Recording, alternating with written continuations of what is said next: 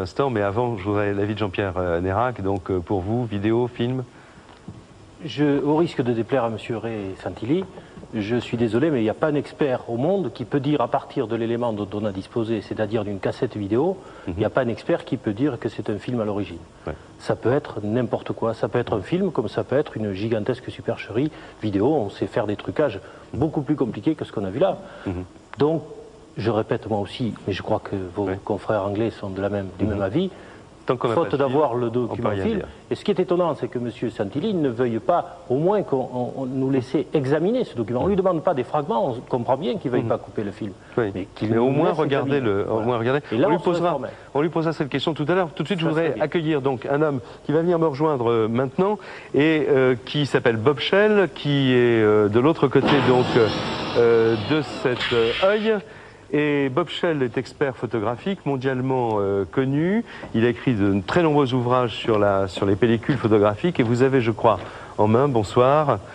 Bonsoir Bob. Vous avez en main, voilà, ceci que nous avons photographié avant donc l'émission que vous allez voir peut-être sur votre écran, puisque Rémi Gramac va vous le montrer. Ce sont les trois petites images, donc les trois seules petites images que vous ayez eues. Alors s'il vous plaît, Bob Shell, pouvez-vous nous dire quelles sont les conclusions auxquelles vous êtes arrivé en tant qu'expert? Eh bien, ce morceau de pellicule n'a pas été fait après 1957. C'est une base, un matériau qui, à partir de cette date, on a utilisé du plastique.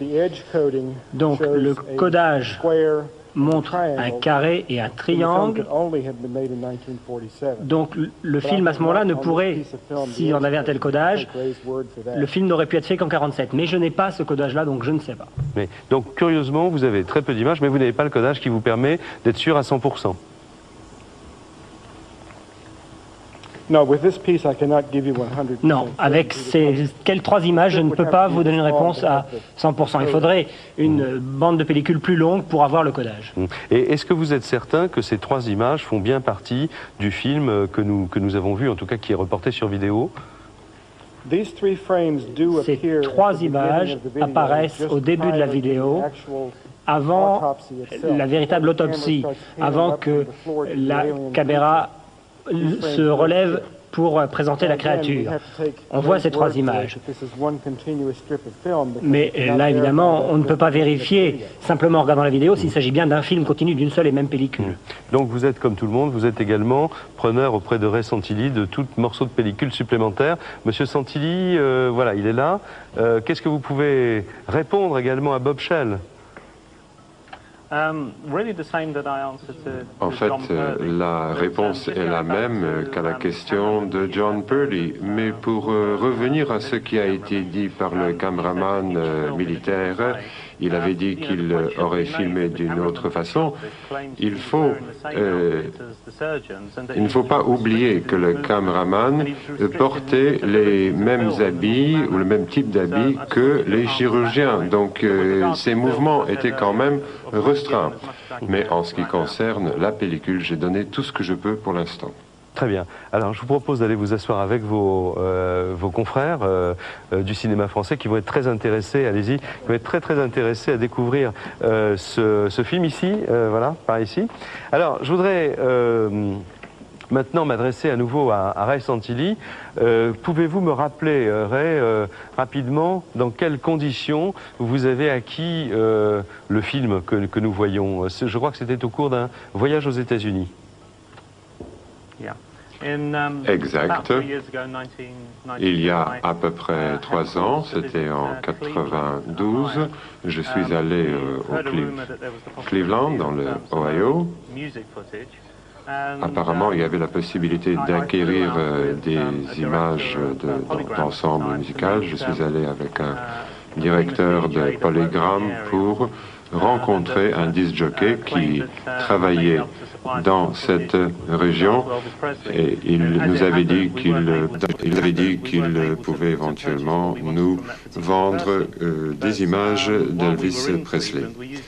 Finalement, on n'a pas pu acheter quoi que ce soit, mais étant dans la région, on a dit à droite et à gauche qu'on voulait acheter quelque chose d'intéressant et le caméraman en question a pris contact avec nous à l'hôtel où nous étions. Il avait travaillé comme caméraman freelance dans les années 50. Il avait tourné quelques stars du rock'n'roll à l'époque. Oui, notamment Elvis Presley, Pat Boone, Bill Haley. Il avait plus de 80 ans. C'était un monsieur très bien, on était tout à fait satisfait de l'authenticité de sa profession et suite à l'acquisition de ces images musicales, quand il nous avait dit qu'il avait quelque chose concernant ses autopsies, je suis allé chez lui. D'accord. Mais donc vous m'aviez parlé la première fois qu'on s'est rencontrés, j'ai donc d'ailleurs conservé ces enregistrements, mais comme vous êtes là en direct, nous n'avons pas passé l'enregistrement. Vous m'aviez parlé d'un concert en 1955 qui réunissait Pat Boone, Bill Haley et Elvis Presley. C'était la première apparition publique d'Elvis Presley en 1955 dans une high school, dans une université, vous confirmez? Alors, nous sommes allés... C'est pas tout à fait ça, en fait. Nous avons pris l'avion aux États-Unis pour acheter ces images d'un projet qui s'appelait Pied Piper of Cleveland. C'était effectivement Pat Boone, Elvis Presley.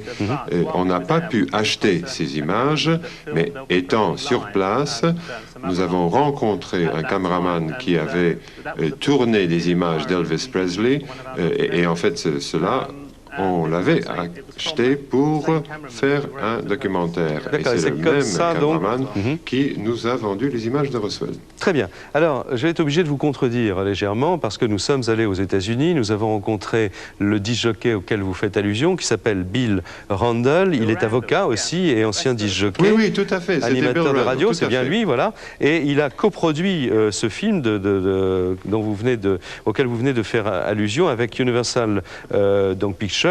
Et ce film donc qui présentait Elvis Presley, Bill Haley, Pat Boone lors de concerts donc dans les lycées de Cleveland, dans l'Ohio, en 1955. Et il a donc très bien connu le caméraman qui a filmé ces images. Et la suite de l'histoire, il va nous la raconter. En 1992, le 4 juillet pour être exact, j'ai rencontré Ray Santilli de Merlin Productions. Et il y avait aussi Gary Schofield de Polygram. C'était au club de l'université de Cleveland. La seule chose que j'ai vendue à Ray Santilli, qu'il a ensuite cédé à Gary Schofield, ce sont les bobines d'un film intitulé The Pied Piper of Cleveland, tourné en octobre 1955 à Cleveland et provenant des archives d'Universal News. Et je leur ai seulement vendu une option leur donnant un droit d'achat sur ce film. Jack Barnett, c'est le nom du caméraman qui est venu à Cleveland 4 jours pour tourner ce film. Qui est devenu Jack Barnett? Jack Barnett est mort. Quand? Il y a des années de cela. Donc, il ne peut pas être celui qui se présente au téléphone comme étant le caméraman qui a filmé un extraterrestre. Jack Barnett? Jack Barnett parlant à quelqu'un aujourd'hui, ce serait l'événement le plus important depuis le procès de O.J. Simpson. Il parlerait d'outre-tombe. Voilà. Et Jack Barnett, j'ajoute pour les téléspectateurs français, avant de donner la réponse à Ray Santilli, s'est présenté sous ce nom en téléphonant à un certain nombre de personnes, notamment Philippe Mantle, qui est un spécialiste d'OVNI en Grande-Bretagne. Est-ce que vous avez eu également un Jack Barnett, l'un ou l'autre, au téléphone? Vous, Bob? Oui. Oui, lorsque j'ai rencontré Ray pour la première fois, j'étais journaliste à la télévision et j'avais dit à Ray que s'il existait un tel caméraman, eh bien, on pourrait peut-être parvenir à le contacter nous-mêmes. Eh bien, Ray a fait en sorte que ce caméraman nous appelle. Et il nous a appelés juste avant de passer à l'antenne. Et malheureusement, je n'ai pas été possible je n'ai pas été en mesure de lui parler directement et il a pu parler simplement à un de mes assistants. Et moi, je vais demander à mon assistant de demander à ce caméraman de nous rappeler par la suite. Et maintenant, ce que je voudrais demander à Ray, si c'est possible, c'est de penser au journalisme pendant une seconde et de se dire qu'il y a bien quelqu'un qui va essayer de remonter cette histoire et il serait vraisemblablement préférable de nous en faire part un peu plus maintenant plutôt que plus tard on découvre autre chose. Parce que je crois que Ray est quelqu'un de très intègre et je voudrais qu'il réfléchisse à cela. Parce que finalement, un jour ou l'autre, on va retrouver la réalité des faits. Oui, votre réponse alors, Ray? Tout d'abord, je suis ravi que vous avez trouvé Bill Randle parce qu'il confirme une partie très importante de mon histoire. Mais ce n'est pas en fait de lui que j'ai acheté quoi que ce soit. J'avais acheté une option.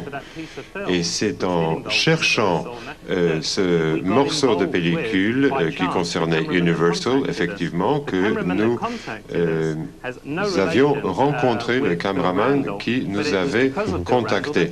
Il n'a rien à voir avec Bill Randle, mais c'est grâce à Bill Randle que nous l'avons rencontré. Donc pour vous, vous nous dites ce soir qu'il est toujours vivant. Mes chapeaux à TF1 pour une bonne recherche. Ouais, d'accord. Ah bah, écoutez, le caméraman est en vie. Oui, il est en vie, donc vous confirmez qu'il est en vie et qu'il existe.